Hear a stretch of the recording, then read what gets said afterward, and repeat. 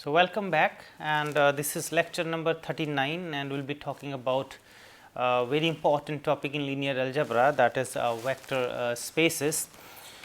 And just to recall from the previous lecture, what we have seen, for instance, this solution set of the homogeneous system of equations Ax is equal to 0, that is a very special set. So, the solution set of this homogeneous system of equations Ax is equal to 0. Why that is very special? Because in this set, so let us call this as the set V, which contains all the solutions of this equation Ax is equal to 0. Then if we take any two elements of this set, let us say x1 and also we take x2 from this set, that means this Ax1 is 0 and Ax2 is also 0, because the x1, this vector, is also a solution and x2 is also a solution. So, if we take two elements of this set and if we add them, so if we consider now x1 plus x2, and that will be also the solution of this system of equations Ax is equal to 0, because of this linear property. Here we have Ax1 and then Ax2, that is a matrix vector product, and this is 0 and this is 0. So, we have this x1 plus x2 is also a solution, and not only this, if we take any element of this set and if we multiply by a real number, so let us say lambda. So, this lambda x will also belong to V, because this is again a solution. If x is a solution, and then this lambda x, because a lambda x will be lambda a x, and this a x is will give 0. So, lambda into 0, and then we will get the 0 vector. So, here what we have seen in this set, which is a kind of a special set, if we take any two elements of the set and add them, that is also an element of the set, and if we multiply by a real number to this element of this set, this new element is also an element of this set V. So, we are going into this direction, that what do we call these such special sets, and that is exactly the vector spaces coming into the picture. So, here this vector spaces, they are the special set here. So, a vector space, again here we need to define the vector space over R, for instance, and this R can be more general, like here we have considered this set of real numbers, this can be a set of complex numbers, and in more general cases what we call the field. So, it can be any field, but we are not going to discuss that into detail. So, most of the time we will take this vector space over this R, because with this set V, another set must be associated, which we have taken here, this R set of real numbers. So, this vector space is a set V of elements and called vectors. So, that is another point here I would like to mention, that the elements of this vector space V will be called vectors. So, they can be matrices, they can be functions, depending on what type of elements this V contain, but the elements of this V we will call vectors. So, a little more general definition here, and together with two binary operations. So, we need, other than this set here V, which we will call vector space, we need this set R, which we have taken, and then two binary operations, which we call this vector addition and this scalar multiplication. So, what do we have? We have this set V, we have another set which we have taken here, the set of real numbers, and then we will have this vector addition, which we have to define with this set V, and we have scalar multiplication. So, we need to define these four things to define this vector space. So, the main set V here, one another set of real numbers or the set of complex number, and two algebraic operations, which we call vector addition and scalar multiplication. So, having all these here, now when do we call this set V a vector space? When the following axioms hold.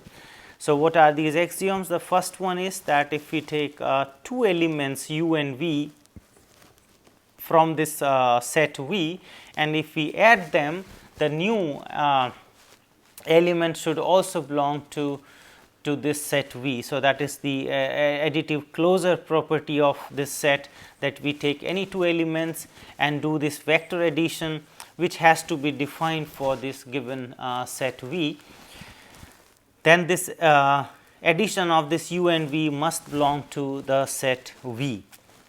Another property, that this lambda times u. So, the lambda, which is called a scalar, because lambda belongs to this set of real numbers, or a little more general, this set of complex numbers we can talk about, but we are restricting to the set of real numbers here. So, this lambda times u, that is the scalar multiplication. So, here this scalar lambda is multiplied to this vector u. So, this lambda u must also belong to V, that is another closure property which we call with respect to this scalar multiplication. So, for any u, the lambda u must also be there in the set of V, and these are called the closure properties of the set. And there are many more properties which are not so important in our discussion, but we need to just state them for completeness, because most of our examples, all these properties will trivially follow, but these two properties are the most important properties which we call the closure properties. So, here the third one, that u plus v must be equal to u v plus u for any element of this set V, and this is the commutativity property of these vectors.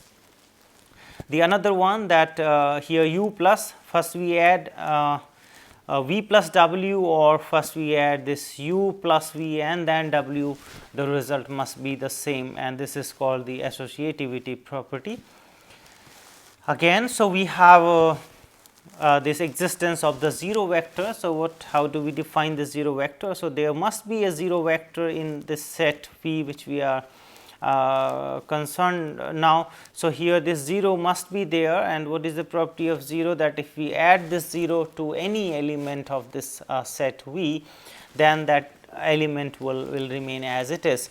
So, this is called the 0 vector, and this must be there in the set V. Another one, so for each u, so for each element of this set V, there must exist a vector V which is denoted by minus u. So, this is just a notation here, minus u, the negative of u, such that when we add this u and this negative of u, we must get the 0 vector which already exists there in the set. The another one, again this is a property with respect to this scalar multiplication, that we are multiplying here mu with u, or we first multiply lambda and mu in this set of real numbers, and then we multiply to this u. The result must be same for all lambda and mu from the set of real numbers, and this u from this set V, and this is again this associativity property with respect to this scalar multiplication. And further we have this lambda times v plus u must be equal to lambda u plus lambda v, and for all lambda and for all u v from this set V. This is called the distributive property of this of these scalars and the vectors. And then we have this lambda plus mu, if we multiply to u, then this should be equal to lambda u plus mu times u, and this should hold for all lambda mu from R and u from V. So, this is again this distributivity property of these scalars and vectors. And the last one, that for each u from this set V, we should have that 1 into u, 1 is the identity element in R. So, which is the number R in case of this real number set of real numbers. So, this if we multiply u to this 1, so this is again here the scalar multiplication which must be defined for each this set here, and is must be equal to u, and this is again kind of a property which all the elements of this U must satisfy. So, we have so many properties, but as I said at the beginning that these two properties are most important here. These are the closure properties, that U plus V must be there in the set, and lambda times U must be there in the set for all U and for all lambda from R.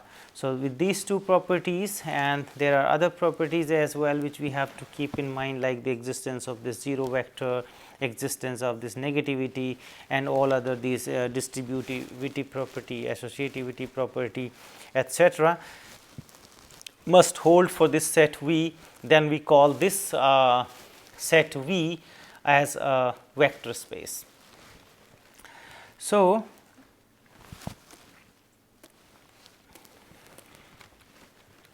now we go through some of the examples where we will understand now better what is this vector space. So, here the first example we are considering, that is the vector space Rn over R. So, what is the Rn, how the elements of this Rn looks like. So, this Rn is this set of all this ordered n tuples, means we have the elements of this type A1, A2, A3, An, and all these A's are from the real number. So, this Rn, the elements of Rn will have these n elements, the n components in each element of this set.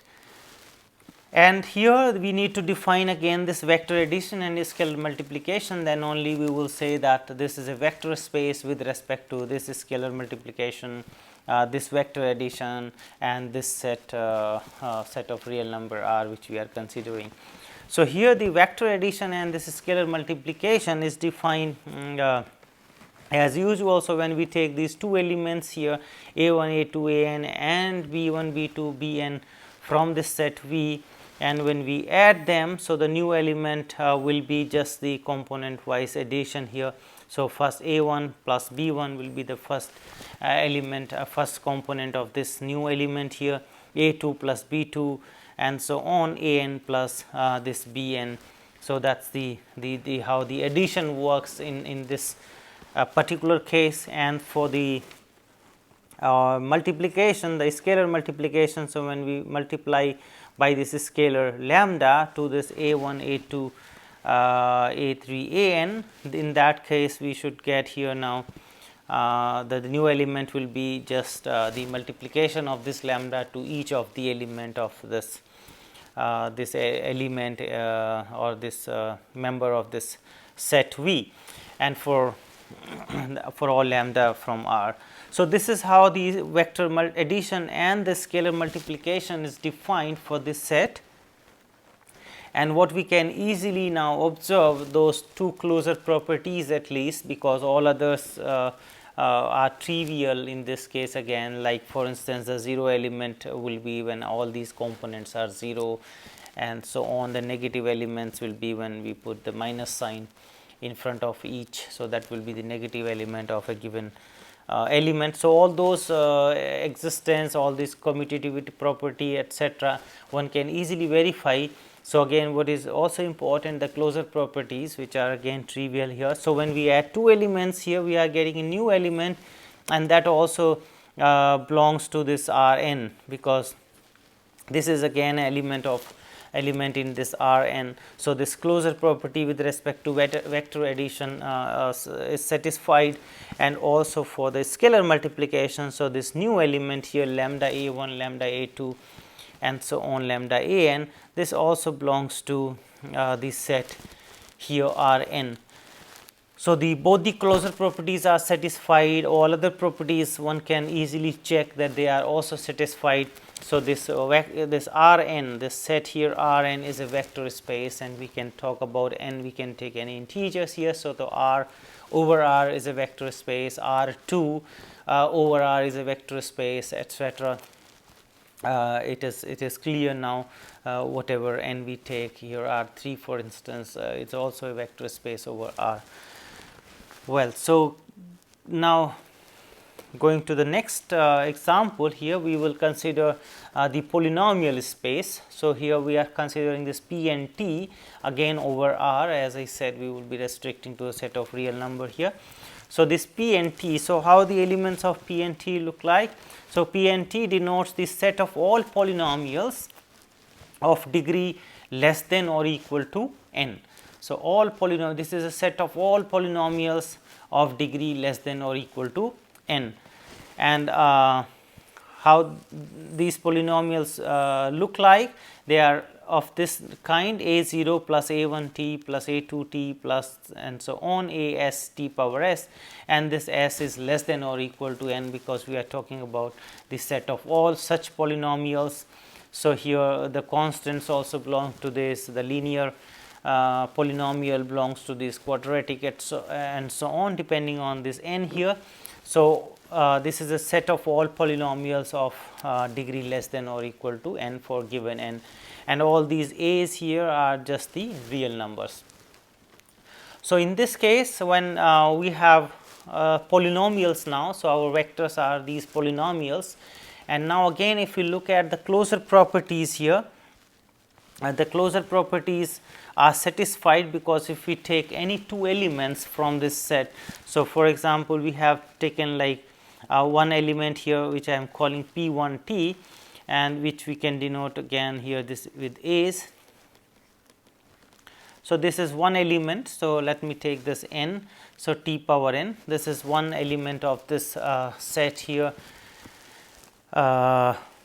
the polynomial space which we are talking about. Now, let me take the another ones which I can denote by this b0. So, b1t, and here the degree can be n or it can be less than n. So, b and t n. So, these are the two elements from the same set, and when we add these two, so p1 t plus this p2 t, how the addition works in this set, it is just we have to add the corresponding coefficients here. So, a0 plus b0, these were the constant terms, and with the t we have this a1 plus this b1, with this t square we will have this a2 plus b2, and with this t n we will have a n plus b n.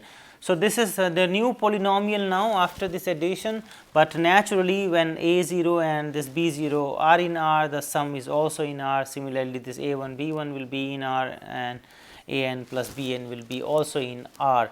So, here this is a new polynomial which belongs to again this set, this p and t. So, how this is I mean, now one can see this closure property with respect to the addition here. Similarly, when we take this p t from this set p and t, and if we multiply by any scalar here, the lambda times this p t. So, what will happen? The lambda will be multiplied to this a0, lambda will be multiplied to a1, the lambda will be multiplied to this as here, and this new polynomial will be again an element of this p and t. So, again we have the closure property with respect to this scalar multiplication, we have the closure property with respect to the addition, and this addition is defined in this way which we have explained. The multiplication is defined in this way for this set. So, this polynomial space p and t over R is a vector space which we have seen in this example. The next one, we are talking about the matrix space. Here the M, the set of all matrices of order this m cross n we are talking about. So, why in this case it is a matrix space? Again this is a vector space, because if we take two matrices of order m and n. So, let us consider this 2 by 3 matrices for instance, just for simplicity. So, for 2 by 3 matrices, so we have taken one element like A, B, C, and then the D, E, and F. This is the one element we have taken from this set. We have taken another element of this set which we are denoting by A2, B2, C2, and A3, D3, D2, and E2, and F2. These are the two elements, for example, from this set here M 2 by 3, all matrices of order 2 by 3. So, when we add these two matrices A and B, and we can take any two matrices, the result will be again this matrix of order 2 by 3, and we will be just adding these components here, A1 plus B2, this B1, A1 plus A2, B1 plus B2, and so on. So, this will be again a matrix of order 2 by 3, and this is also over this R set of real numbers we are talking about. So, here these are all real numbers, when we add them they will be also real number, and the new matrix will also belongs to this set here M2 by 3. And also the scalar multiplication. So, when we multiply any member of this set here by lambda, the new matrix will be just multiplied by lambda, each component will be multiplied by lambda, and again this new matrix will be also a member of this set here M2 3. So, here what we have seen that this matrix spaces of order this M cross n is also a vector space.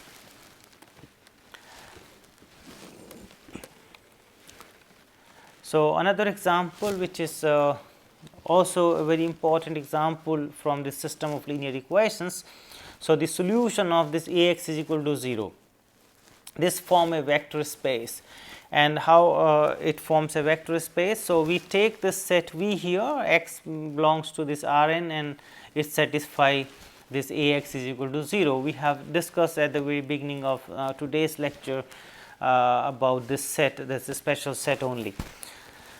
So, this is called null space, and as discussed before, because here also those closure properties are satisfied, and the elements are from Rn. Rn is a vector space, already we have seen.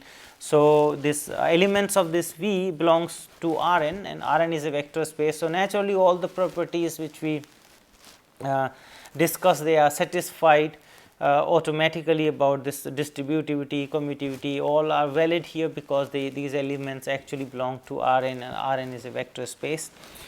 And about the closure property, so whenever we have taken the two elements here x1 and x2 from this set V, so naturally this the sum x1 plus x2, that is a property of this solution here, that this this x1 x2 will be also the solution, because a times x1 plus x2 will be 0, and also a times the lambda x1 or lambda x2 with any element you can multiply by lambda, that will be also 0. So, that is special for this homogeneous system when we have the right hand side 0. If we do not have this right hand side 0, if it is a non-homogeneous system, we do not have this property, these two properties for example valid for the solution of non-homogeneous system of equations. So, for the homogeneous system of equations, the solution set is a vector space, and this vector space has a special name which we call as null space. That is what the space coming into the picture. So, this is called the null space of the matrix A. Note that this V, this set V is a subset of this Rn and forms a vector space, and therefore, this is called also vector subspace. So, we will be talking about that soon, that what are these vector subspaces. So, this is for instance vector subspaces, because this is a vector space and this is a subset of another vector space Rn, and therefore, we call this as a vector subspace. So, here again this what are the subspaces here. So, let V be a vector space and let W be a subset of V. So, V is a vector space and W is another subset of V, and if W is also a vector space, in that case we call that W is a subspace, if this W itself is a vector space over the same the set of this real numbers with respect to the same operations what were done in the vector space V, then this W is called a vector subspace. The criteria for identifying the subspaces is much easier now, and we do not have to worry about all the properties which we have discussed for defining the vector space. and here we will be talking about only the closure properties, because those are important now, all others will be trivially satisfied. So, basically when we check whether a given subset is a vector space or not, what we have to check? We have to check these closure properties. We take the two elements, any two elements, the sum, the addition of these two must belong to this subset, and also the lambda u must belong to this subset, and that is enough to check that the given space, given vector space is a subspace.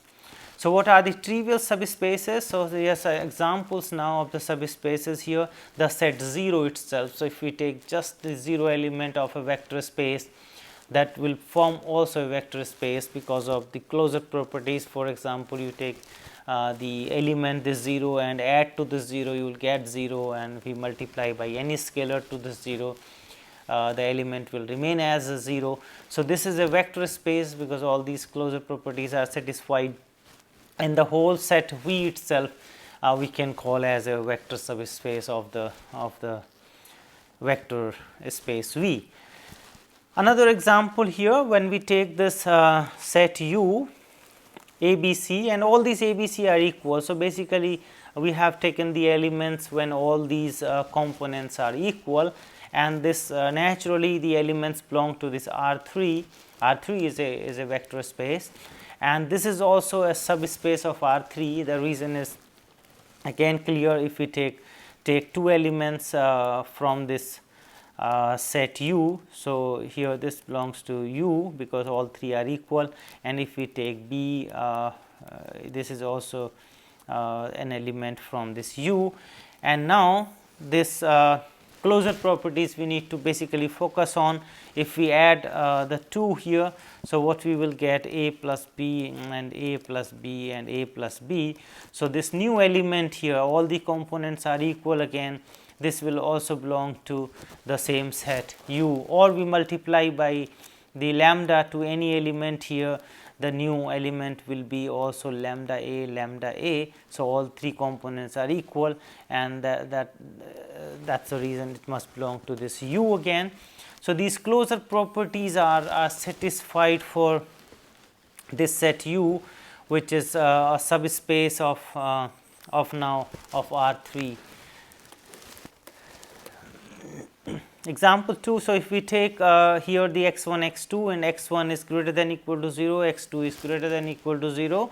So, here we are talking about this positive. So, both the components are non-negative, here x1 is greater than 0, here also this greater than 0, and the question is whether this V forms a vector space, and the answer is no, because if we take one element here and the closure property says that the lambda times this V must be there, and if we take lambda minus 1 for example, so the minus 1 into this element from V, which are having this non-negative components, but when we multiply with the minus sign, it will become minus x1 minus x2, and this will not belongs to this set V. So, here this closure property is not satisfied, like here I have stated again the minus 1 when we multiply to any element here, that will not belong to V, because the V has the property that both are non-negative.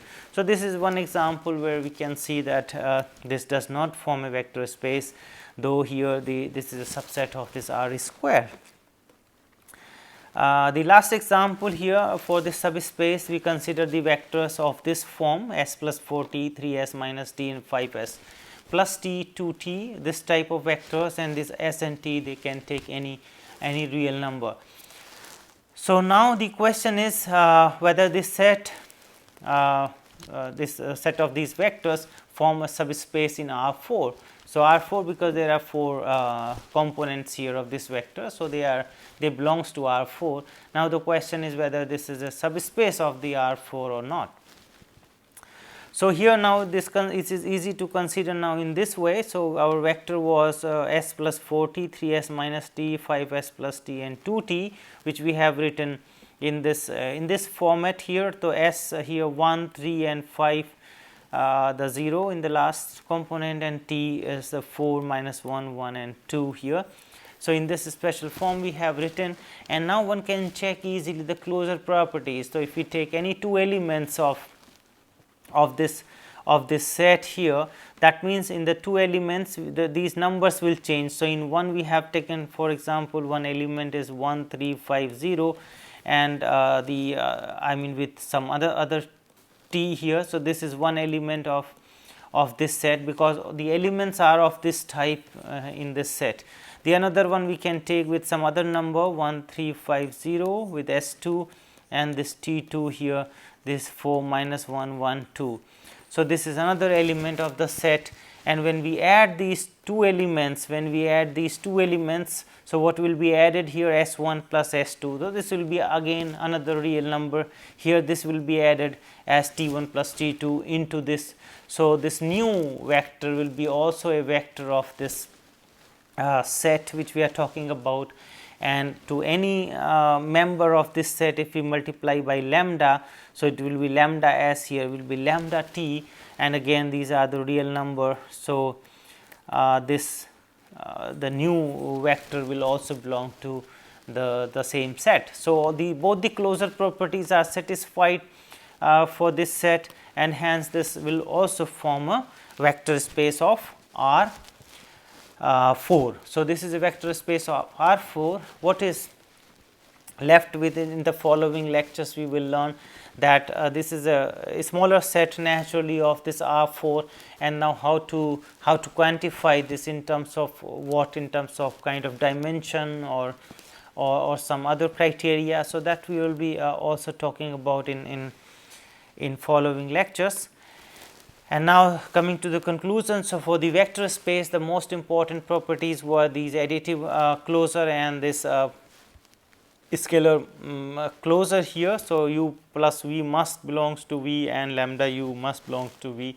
These were the closure properties, the most important properties of the vector spaces, and we have seen several examples including the vector spaces, vector subspaces.